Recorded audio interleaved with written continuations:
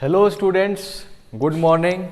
आज हम एक्सप्लेन करने वाले हैं क्लास 12 विस्टास का third chapter journey to the end of the earth. Journey means होता है यात्रा। जर्नी मीन्स क्या होता है? यात्रा। एंड मीन्स समाप्त, और अर्थ मीन्स तो मालूम ही होगा कि क्या होता है, पृथ्वी। तो आज हम लोग देखेंगे क्लास 12 विस्टास का third chapter journey to the end of the earth, जिसके राइटर हैं, लेखिका है तिसानी दोषी। कौन है? तिसानी दोषी। लाइन बाय लाइन हम लोग एक्सप्लेनेशन देखेंगे। चलिए स्टार्ट करते हैं। If you want to know more about the planet's past, present and future, the Antarctica is the place to go. और यदि आप इस प्लेनेट के पास्ट, प्रेजेंट और फ्यूचर के बारे में जानना चाहते हैं, if you want to know more about the planet's past, present and future, the Antarctica is the place to go. तो आपको कहाँ जाना चाहिए? Antarctica. Early this year I found myself aboard a Russian research vessel. लेखिका कह रही है, जब उन्होंने इस स्टोरी को लिखी तो वह अपने आप को कहाँ पाई? एक रशियन रिसर्च वेसल में पाई। वेसल मीन्स होता है शिप। वेसल मीन्स क्या होता है? Ship. VESSEL। Vessel means ship. तो वह अपने आप को एक शिप में पाई, और उस शिप का नाम क्या था? The Akademik Shokalskiy. और उस शिप का नाम क्या था? एकेडमिक सोकैल्स्की।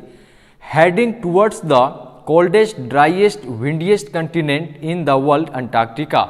जो कि किधर जा रहा था? अंटार्कटिका की ओर जा रहा था, जो कि कैसा है? कोल्डेस्ट, काफ़ी ठंड, ड्राइएस्ट, सूखा, विंडिएस्ट, हवादार, कंटिनेंट। कंटिनेंट मीन्स क्या होता है? कंटिनेंट मीन्स होता है महादेश। और अंटार्कटिका एक ऐसा महादेश है जिसका जलवायु, क्लाइमेट कैसा है? कोल्डेस्ट है, ड्राइएस्ट है, विंडिएस्ट है, ऐसा कंटिनेंट है।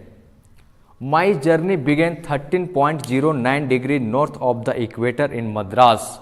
और लेखिका की जो यात्रा है वह स्टार्ट हुआ कहाँ से? तो my journey began 13.09 degree north of the equator in Madras से उनका जर्नी, यात्रा स्टार्ट हुआ।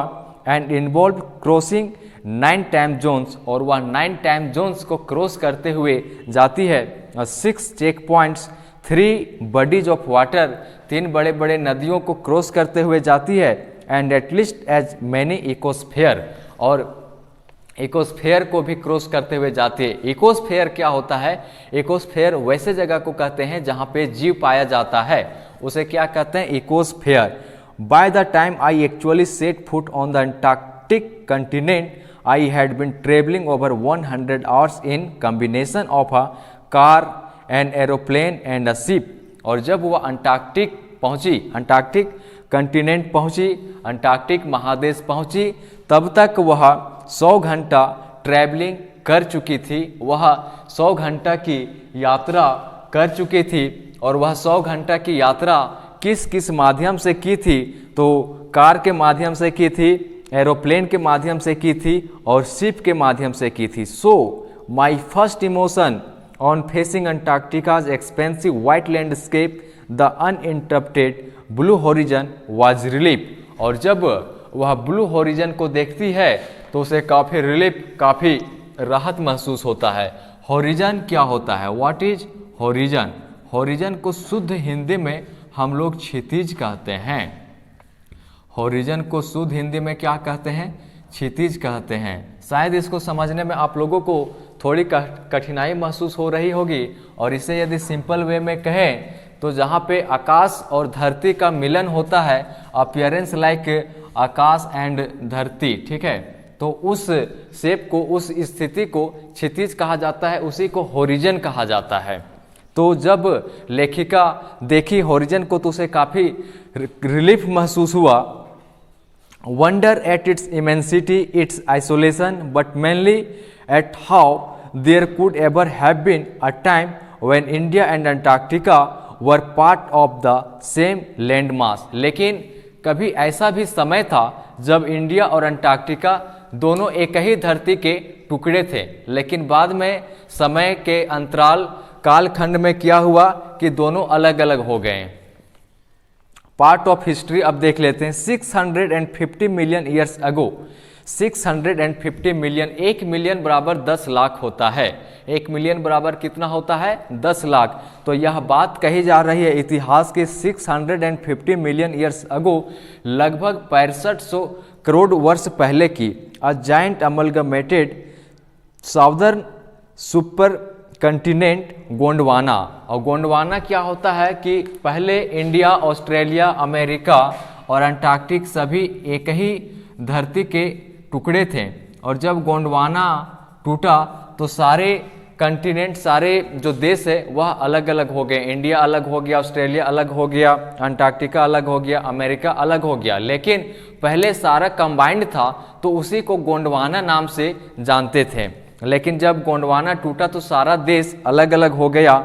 डिड इंडिड एग्जिस्ट सेंटर्ड रफली around the present day Antarctica, और वह जिसे अभी प्रेजेंट डे में हम लोग अंटार्कटिका के नाम से जानते हैं। Things were quite different then, और उस समय चीज़ें जो थी वह काफ़ी डिफरेंट थी, अलग थी।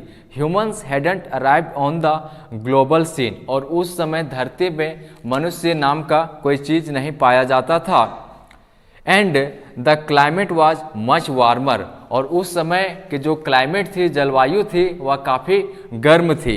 Hosting a huge variety of flora and fauna, और फ्लोरा एंड फाउना क्या होता है?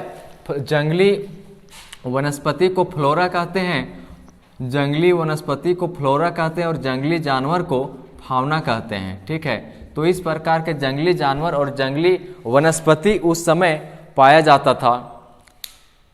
For 500 million years Gondwana thrive, but around the time when the dinosaurs were wiped out, और समय के साथ क्या हुआ?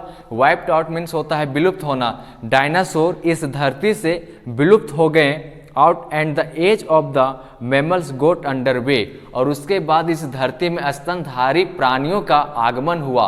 अब मनुष्य भी एक क्या है? एक स्तनधारी प्राणी है। और जब डायनासोर का इस धरती से विलुप्त हो गए तब जाकर के स्तनधारी प्राणी इस धरती में आए। The land mass was forced to separate into countries shaping the globe much as we know it today, और जैसा कि आज हम लोग ग्लोब में देखते हैं, हम लोग का धरती ठीक उसी प्रकार है। नेक्स्ट पार्ट में हम लोग नेक्स्ट वीडियो देखेंगे। Thank you.